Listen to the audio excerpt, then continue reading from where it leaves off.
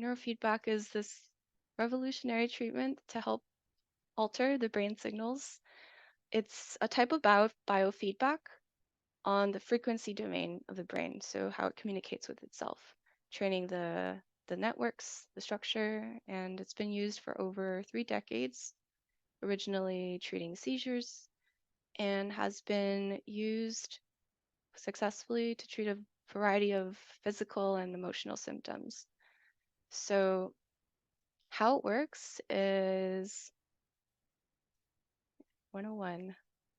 I'm going to talk about 3 mechanisms that are really fundamental in neurofeedback. So the first is plasticity. So we saw how plasticity could become a negative thing where the brain learns something and reinforces patterns of dysregulation, high arousal, low arousal. And so on the flip side of it, the positive end, we can use that ability to help it flexibly adjust or change its response to stimuli by reorganizing its structure, function, or connections even after brain injuries, allowing the brain to rewire itself in response to a changing environment.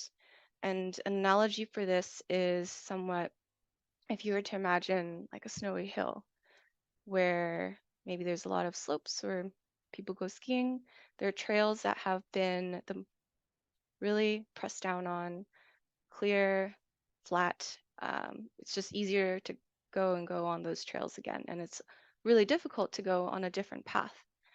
So what neurofeedback is that it encourages the brain to go on a different path and then making it easier to use that path and to maybe ski down that path later on. And it does that by having an opportunity to learn something different. So neurofeedback is that nudging. It's an opportunity for the brain to try to find a different trail. And so with self-regulation, we understand and know that the brain does this unconsciously. So it's kind of like, oops, um, when we're out of balance riding a bike, there's there are things that we actively do to try to rebalance ourselves, maybe pedal faster, straighten out the handlebars, but it's our body that learns. And even if we spend many, many years away from a bike, it may be easier to just go on that bike when you've already learned how to do it and your body finds that balance. And in a similar way, the brain learns how to find that balance when given an opportunity to learn like what that balance looks like or feels like.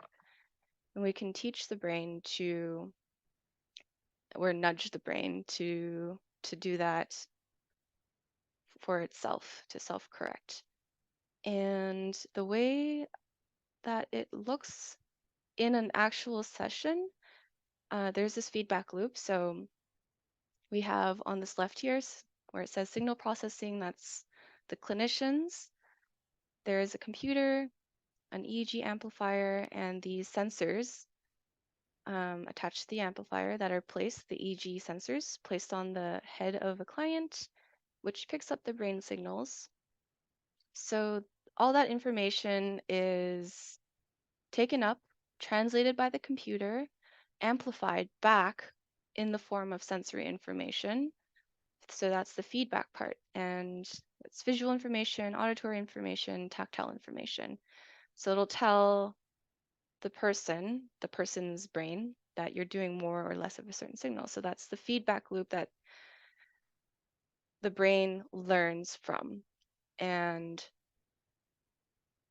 the last piece of this, so neurofeedback acts as a mirror to the brain to view its own activity. And with that opportunity, like having reliable and consistent information, the brain can help kind of balance itself out. And this last piece here, the infralow frequency, this is something that our clinic adopts specifically. There are many different methods of neurofeedback. We use the infralow neurofeedback, which the Othmers had pioneered, and that looks at frequencies below 0.1 hertz. And the brain is especially interested in these lower frequencies because these low waves are these core regulation processes. So, kind of the autonomic regulation, interoception, arousal, affect regulation, those are organized at these low frequencies. So, think about the waves in an ocean. When we go to the lower frequencies, we're targeting the movement in the deeper parts of the ocean, which will have this cascading effect to the waves on the top. So if the waves below are more quiet, maybe the waves above are also more quiet. And this was pioneered because it was especially effective in calming the nervous system. So kind of that gap in working with trauma, they found that it was especially calming when it comes to working with CPTSD, PTSD, and to summarize some of the benefits of doing neurofeedback. Um, and this is specifically, I'd say, for our method of neurofeedback, because there are some that will have direct stimulation, but this is gentle, it's non-invasive in that there's no direct stimulation involved, and it's not contraindicated with other therapy modalities. Rather, it's kind of recommended to be used as an adjunct to complement psychotherapy, kind of opening up that window of tolerance a bit more, bringing in regulations such that there is enough to maybe explore a little bit more deeply to build these skills, to have that ability to, or attentional resource opened up.